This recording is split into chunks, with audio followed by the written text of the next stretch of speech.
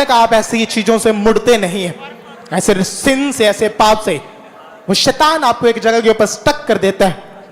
परमेश्वर के दास ने कुछ समय पहले आपको बताया कि जैसे ही आप पाप को नहीं छोड़ते, अगर आप पाप में घुसे रहते हैं तो आप एक चीज के ऊपर स्टक हो जाते हैं, मसीह में होने के बावजूद भी।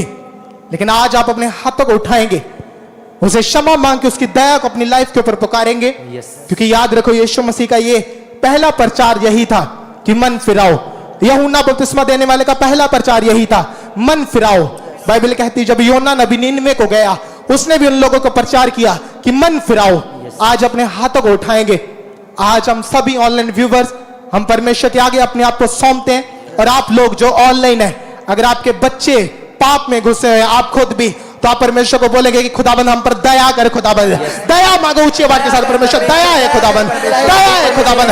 हम इनको टच करते हैं, टच करते हैं, टच करते हैं। दया है इन लोगों के ऊपर खुदाबंद, दया है आप लोगों के ऊपर।